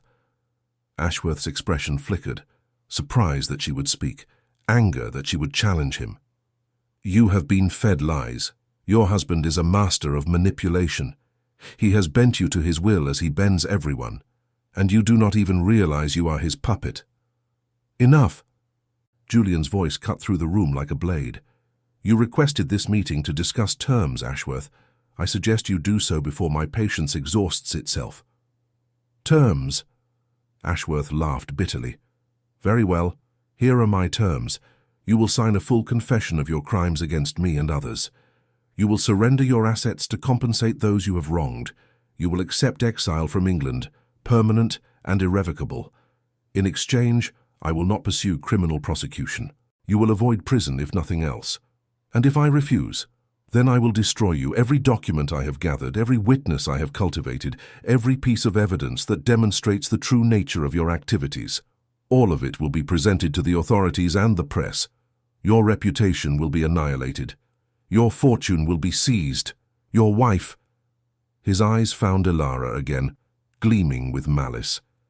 "Will find herself married to a disgraced convict, assuming the marriage survives at all." Julian was silent for a long moment, his expression unreadable. Then, slowly, he reached into his coat and withdrew a leather portfolio.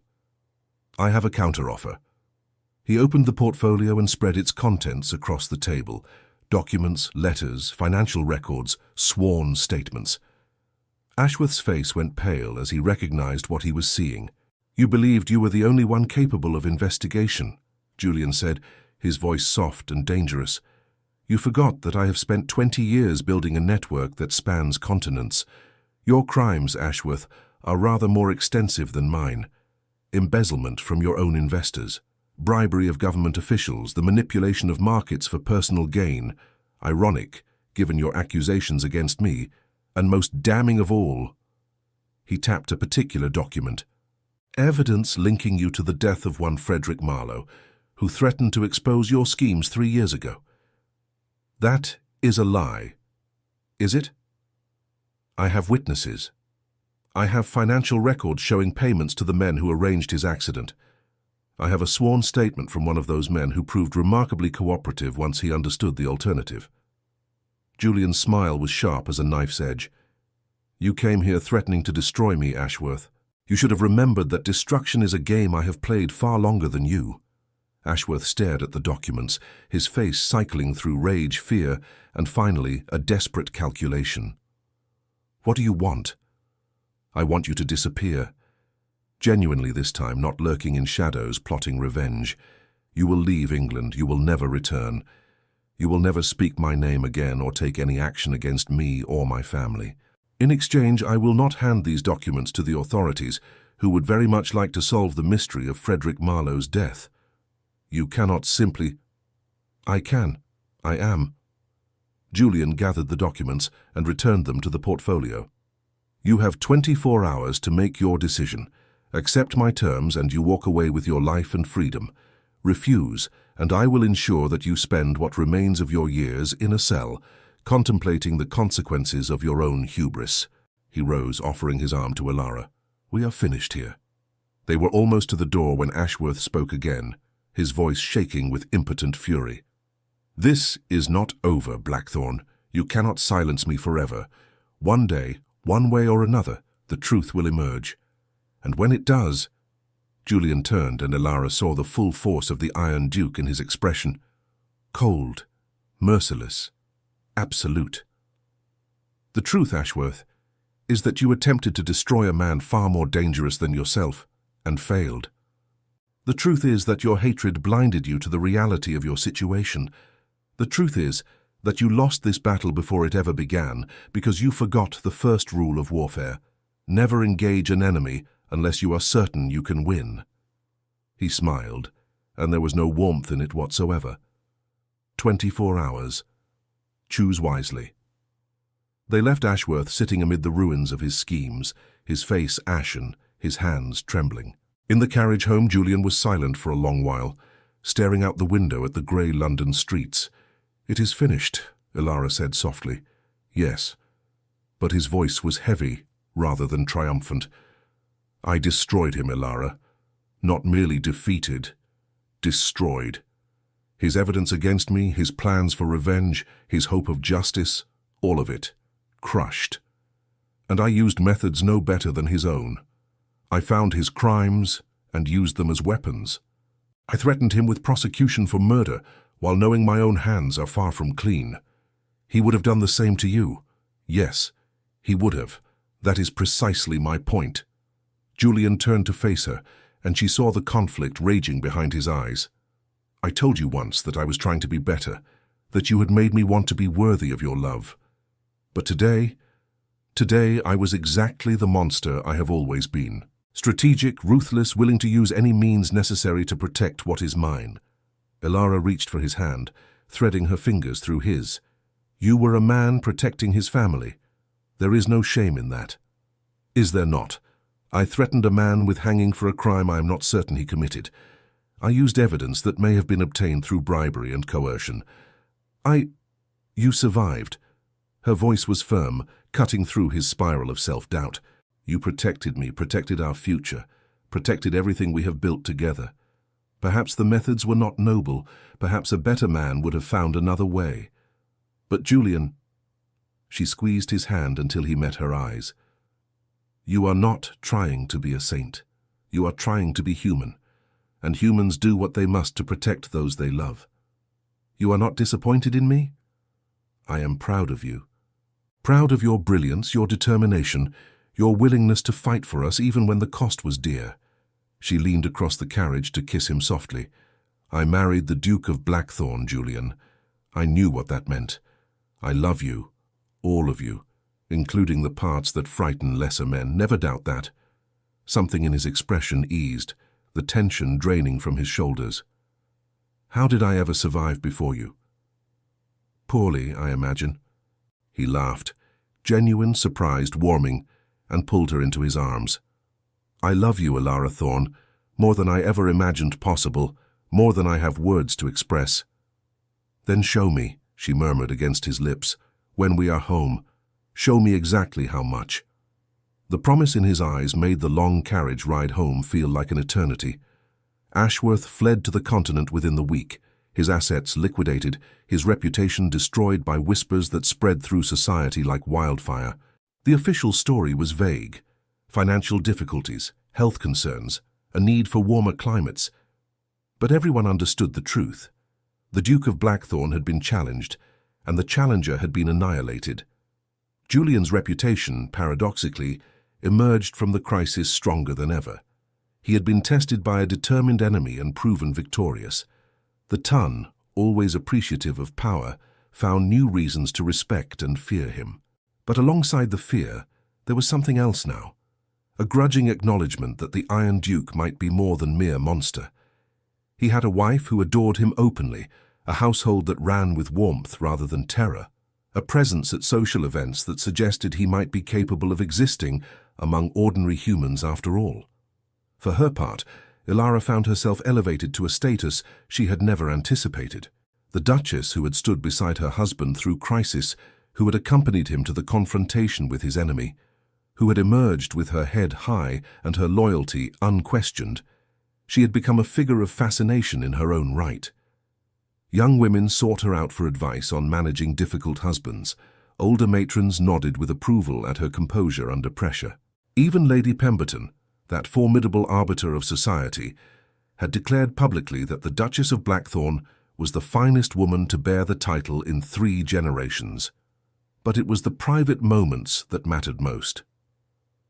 On a cold December evening, with snow falling softly outside the windows and a fire blazing in the hearth of Julian's study, Ilara sat in her favorite chair reading while her husband worked at his desk. It was a scene of domestic tranquility so ordinary that it might have belonged to any happy couple, and yet, knowing what they had overcome to reach this moment, it felt like a miracle. I have been thinking, Julian said, breaking the comfortable silence. A dangerous pastime. Undoubtedly. He set down his pen and turned to face her. I have been thinking about the future, about what kind of life I want to build with you, what kind of man I want to become. Ilara closed her book, giving him her full attention. And what conclusions have you reached? I want to step back from business. Not entirely. The Blackthorn interests are too vast to abandon completely, and there are people whose livelihoods depend on my continued management. But I want to delegate more, trust more, spend less time scheming and more time— He gestured at the room around them, at her, at the fire. Living. That sounds lovely. I want to be here with you. I want to ride across the moors and debate literature, and learn everything there is to know about the remarkable woman I married. I want to build something that will last beyond my lifetime, not empires of commerce, but perhaps a family. Children who will know their father as something other than a distant figure consumed by power. Ilara's heart stuttered. They had not discussed children, It had seemed too fragile a hope to speak aloud during the crisis, and afterward the subject had remained untouched, waiting for the right moment. "Children," she repeated softly, "if you want them. Only if you want them." Julian rose from his desk and crossed to kneel before her chair, taking her hands in his. "I know our marriage began under circumstances that made such discussions impossible.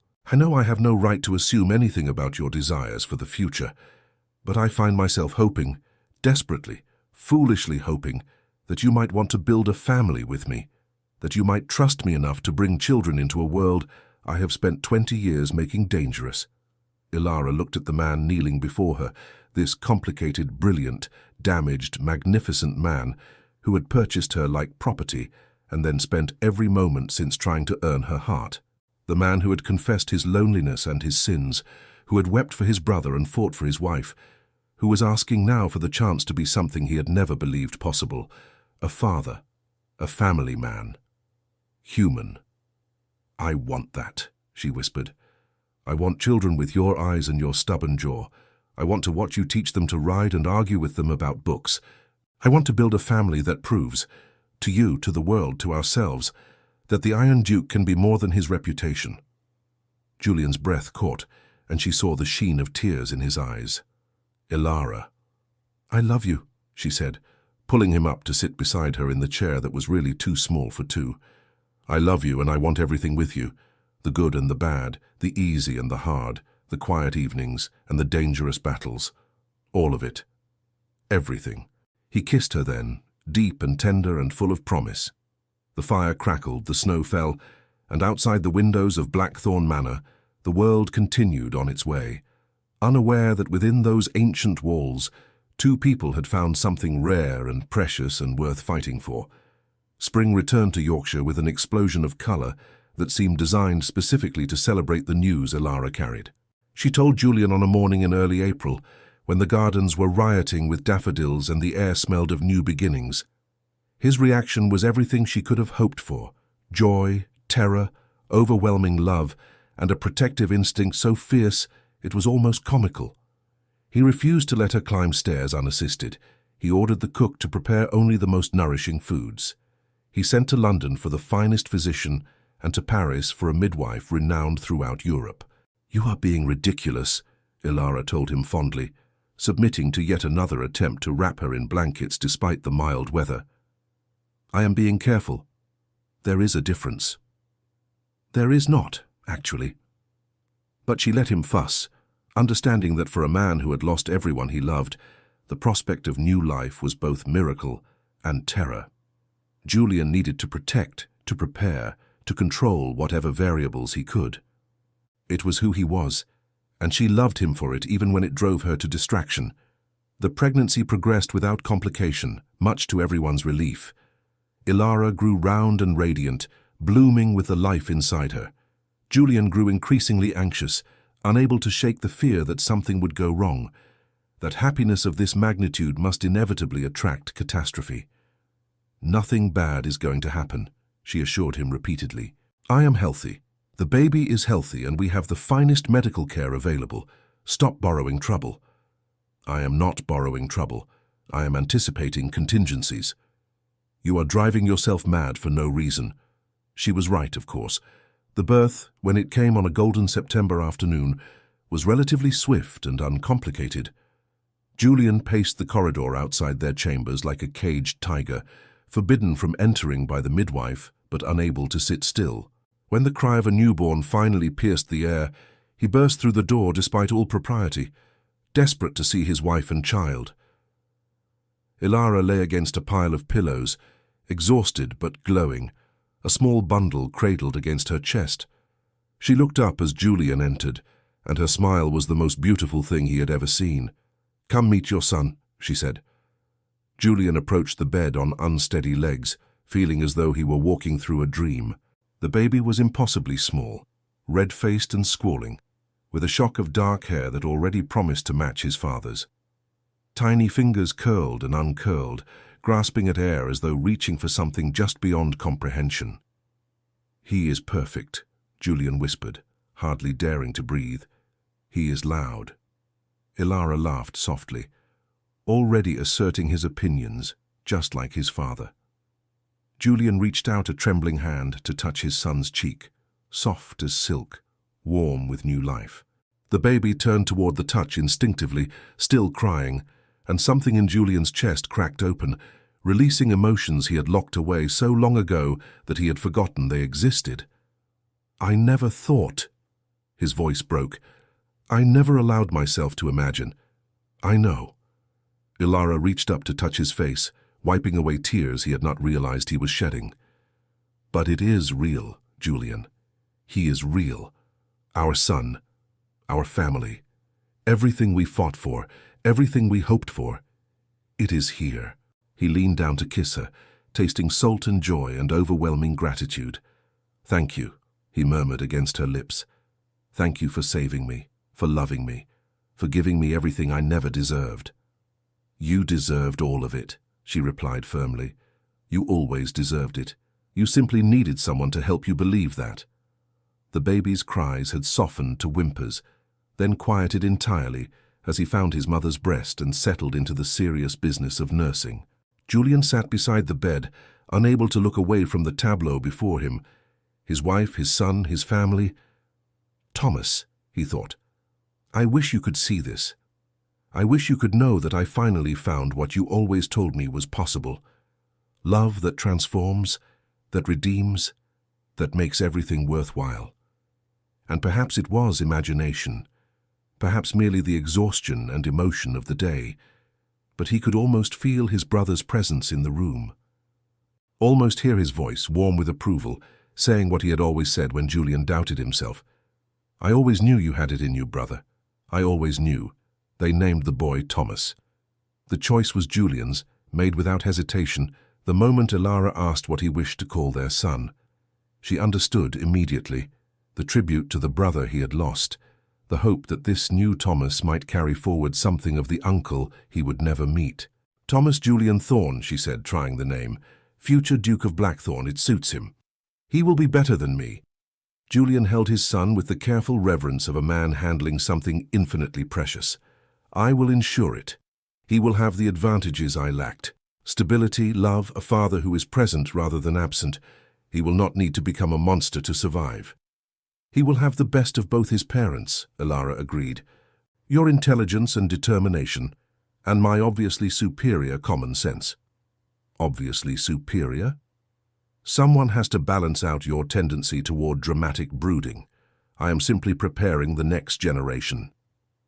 Julian laughed, and Thomas gurgled in response, as though already in on the joke. The years that followed were not without challenges. No life is, no matter how blessed.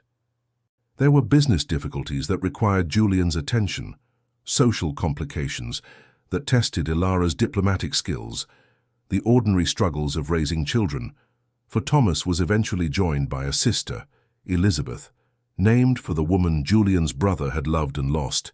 But through every challenge they faced it together, partners, allies, lovers, friends. The Iron Duke learned to be a father, discovered that strength could coexist with tenderness, that power could be used to protect rather than destroy. The reluctant Duchess found her voice in society, became a champion for causes she believed in, used her position to do genuine good in a world that often seemed designed to prevent it. And in the quiet moments, the evenings by the fire, the mornings watching dawn break over the moors, the stolen hours when the children were abed and the house was still, they remembered the journey that had brought them here. The arranged marriage neither had wanted. The first meeting in the library, when Ilara had found a man instead of a monster. The locked room and its shrine to grief. The ball where Julian had declared his love. The crisis that had nearly destroyed them, and the triumph that had proven their bond unbreakable. "Do you ever regret it?" Julian asked one evening, when they were old enough for grey hair and lined faces, when their children had children of their own, and Blackthorn Manor rang with the laughter of a new generation. "The way it began? The circumstances that brought you to me?" Ilara considered the question, as she considered everything, thoughtfully, thoroughly, with the careful attention that had first drawn Julian to her decades ago. "No," she said finally. "How could I regret something that led to this? To you, to our family, to a life more full of love than I ever imagined possible. She reached for his hand, still strong despite the years, still capable of making her heart race with a touch. The beginning was not what either of us would have chosen, but the story we wrote afterward, that was ours. Every chapter, every moment, every choice, ours.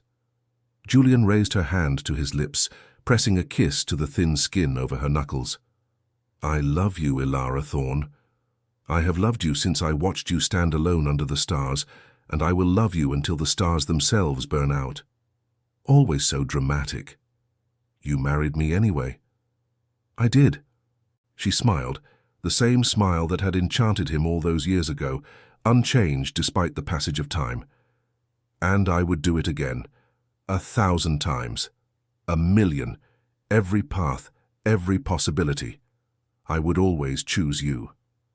Outside the windows of Blackthorn Manor, the sun set over the Yorkshire moors, painting the sky in shades of gold and rose. Inside, two people who had begun as strangers and become everything to each other, sat together in the firelight, surrounded by the evidence of a life well lived and a love well earned. Some marriages begin by obligation, but some, the rarest, the most precious, the ones that transform both souls involved, become the greatest adventure of all. And they lived not happily ever after, for life is never so simple, but fully, deeply, with courage and passion and an unshakable commitment to facing whatever came together.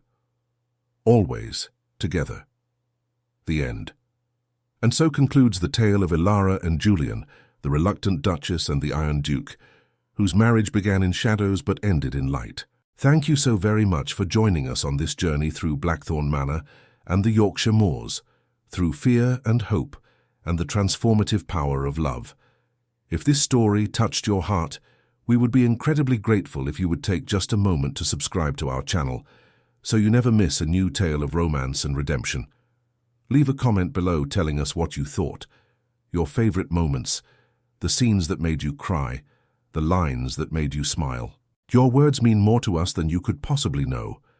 Please give this story a like if you enjoyed it, and turn on notifications so you will be the first to know when our next romantic adventure begins. Share this story with someone who needs a little romance in their life. We all need more love stories, especially ones that remind us that even the most unlikely beginnings can lead to the most beautiful endings. Until next time, dear listeners, may you find your own love story, your own happily ever after, your own someone who sees past your armor to the heart beneath. With all our love and gratitude, until we meet again.